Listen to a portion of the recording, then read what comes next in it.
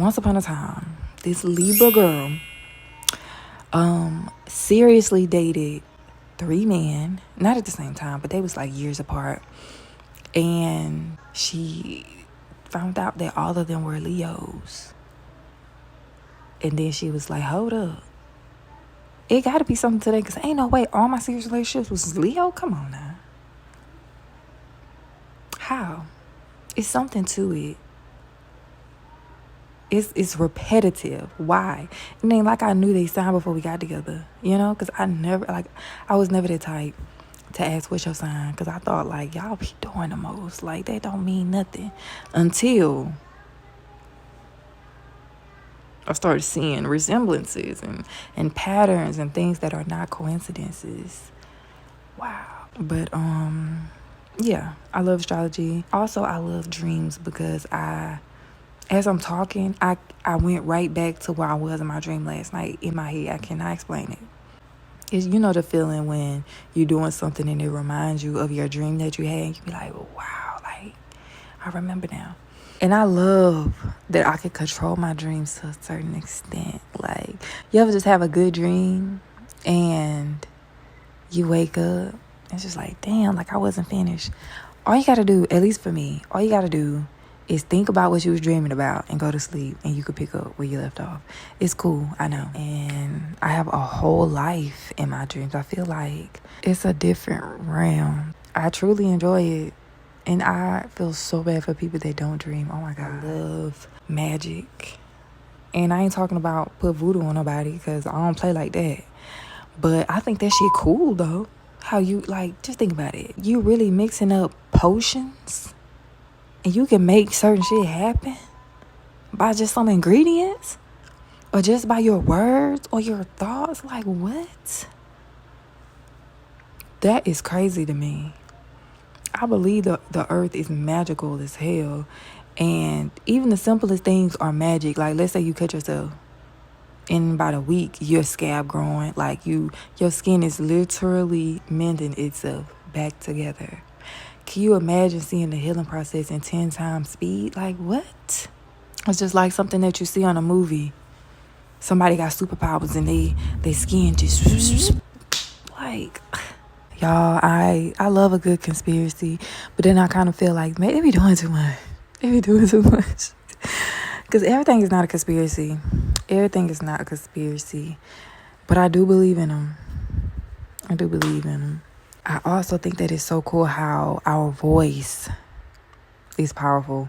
How words are powerful. Like, they also say the tongue is power in the tongue. But the fact that we talk, the force of your words goes out and creates itself in physical form, brings itself into reality. That's why you gotta watch what you say, because that shit like magic. Y'all ever seen those Disney movies, Cinderella, the magical movies, Aladdin and stuff like that? Like, we listen to other people's music. They had that urge in them. They feel like, okay, this is my passion, this is my gift, this is what I love to do. They created words with melodies. It sounds so good. It make your heart flutter sometimes. Like, y'all know, y'all ever heard a beautiful voice and it just make you melt inside? Look, they make a song. We listen to the song. It just does something to us. We love it. It's entertaining to us. It makes us feel a way. And sometimes I think, like, what is it that is of me that I'm supposed to bring to this world too? Maybe it's videos like this, because you never know what or how you make someone feel with just your creativity. Just your gift alone has a purpose. Like, certain things that I went through in life, certain music helped me get through those times. And just imagine if that person would have never had that idea to make that song. You know, like, it's amazing. I feel like we're on a creative earth, a creative planet. But yeah, I'd be like, what is it that I'm supposed to do? And it don't even have to be big. Sometimes we be thinking, oh, we supposed to be this and supposed to be that. You never know. Just like when we get on social media, or like people just make a random video. a random 10-second video and they said something that sparked something in you that make you want to go and be better. Like, I would have never had this thought or this urge to be better if I would have never seen your video. You know what I'm saying? And you don't even know who this person is. They probably don't even know that they just impacted my life. And sometimes we be sleeping on ourselves. Sometimes we have these amazing ideas, but we feel like we don't want to do them because we're shy or we are not accepting of ourselves, or we feel like we can't do it. First of all, the idea came to you. You ain't come to the idea. I feel like ideas come to you because they find you fit to bring them to this reality. Okay? I feel like our idea is just like something invisible floating around until they find that perfect human. They're like, you know what? I think she could do it. And they come knocking on your noggin. They give you the idea. You be like, oh, that's a good idea. I like that. And they waiting because they can't do what they said. They need a human to do it. They waiting on you, and you sitting on the idea thinking you could just take it and stash it. You cannot stash that shit because it's going to see that you bullshitting and it's going to go to the next human. And then next thing you know, you're going to get online and you're going to see that same idea that you had. Somebody else brought it to life. Thinking about if you would have done it, you probably would have got all the opportunities. Because that be blowing me plenty of times. That has happened to me. I had an idea. I sat on it and I get online and I see it. And I be so below. Like, how? It's because the idea found somebody else and that person ain't play with it. They executed like the idea wanted them to. And they got the benefits of it. And it was like, damn, it should teach you, like, next time, do it. Stop playing.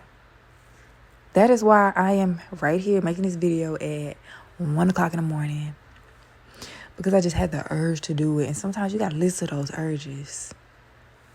Listen to the urge. And another thing we got to stop doing is doing shit specifically for the numbers to go up. If you do things specifically for the numbers, you would never let your creativeness out. Your creativity out. What I'm talking about. But you would never let it out because you are constantly judging yourself, overthinking, feeling like you're not good enough just because your numbers ain't the way you want them to be. So what? You are still talented. You still have a lot to give to the world. Just be yourself, and you ain't got to try to perform for nobody because they literally like you for being you. We see it all the time. People just being themselves and they have a whole following. Do what makes you comfortable. So there's me making a video because that's what I like to do. I like to talk. And I also ramble a lot, and that's why I was hesitant on making talking videos. But then I'm like, I don't give a give people the opportunity to find you, because you never know if somebody is looking for you, somebody that's just like you. You never know, because honestly, I personally feel like ain't nobody like me. Nobody is like me. I mean, a lot of us may be similar in some ways, but nobody is just like me. And I love that shit. I do. So I told myself this year I am embodying Asia. I have to say my name a lot because I never say my name. And I feel like with me never saying my name, when I do say it, it kind of sounds weird. But no, I really have to own who I am. I have to own Asia. I have to own my voice because this is how I sound. I cannot go my whole life hating the way that I sound on camera. I'm going to either love it or it's just going to be a waste. I feel like I have to use my voice. And if I am afraid to use my voice, I will miss out on the blessings that are meant specifically for me. I have to stop being scared.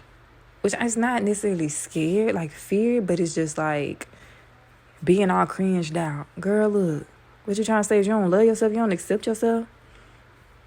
I mean, it ain't that deep, but it kind of is. Like you haven't accepted your voice. You know you sound like this. Stop cringing, thinking that when you record it again, you're going to sound different. You stuck with this voice forever. So what you going to do about it? You going to accept it? So we can move on and see what all we could get out of this lifetime. Come on now. Don't waste my time. And I am a self-help book freak. I have a lot of them. I was obsessed, especially on YouTube. Oh my God, TED Talks. That's all they be recommending me. TED Talks, spirituality talks. Because I just felt like I needed to fix myself. I felt like I just had so much improvement to do. And honestly, baby, we don't got time for that. We can grow as we go. I'm going to be working on myself until the day that I die. So I'm not finna hinder myself thinking, I'm going to be fixed by such and such date. You don't know that. And all this time you waiting to be fixed, like that is time you could have been creating memories. You could have been growing and also benefiting from putting yourself out there. And I honestly don't think that anything is wrong with me now. Like, I feel fine.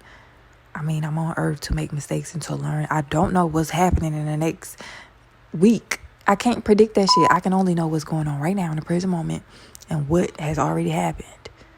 So if I decide, like if I had just so happened to make a mistake in a couple of days, I didn't know. And like I seen that shit and still decided to make the mistake. Like, that is life. We gonna make mistakes. We gonna do things. And the whole point is to grow from them. Go through a situation, I fuck up and I learn my lesson. And then another situation presents itself and it's similar. And I'm like, you know what? I done been through this. Let me go. I'm going to do something different this time. And, do what you do. And you can pass the test and you can move on to the next level. Like, I feel like life is a game. And you move to different levels based off the experiences or the lessons you've learned.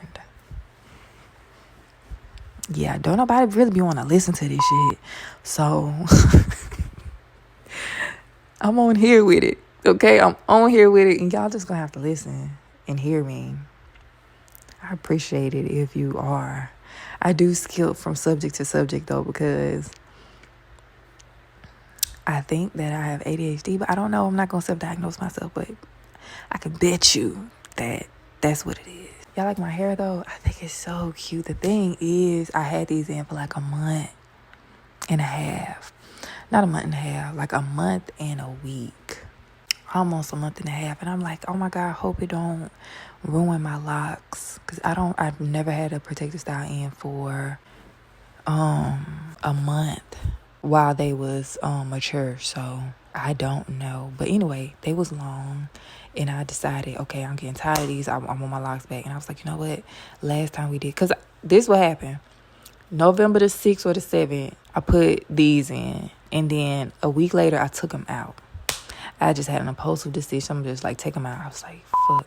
Took them out, which I'm glad I did because they was kind of heavy. So I'm glad I got the opportunity to redo them.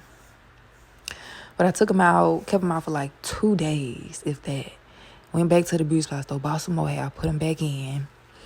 This time I left my edges out. I didn't use that much hair. And they were perfect. And I kept them in for a month and a week. So yeah, when I did have that impulsive feeling again to take them out, I was like, you know what? I'm going to get in the shower and think about it. I got in the shower, something said, do a little bantu now and then. I was like, you know what? That's going to be cute. And I did it. And I love this look. It looks so good. It does. I don't know if I want to take these out. But I know I'm going to eventually have to. But I love these. And I cannot wait until my locks get this long. Oh my. Bro, I'm almost there. But I feel like when my locks get, like, when the front of my locks get this long, I want to cut all, like, I want, like, a blunt cut of my locks.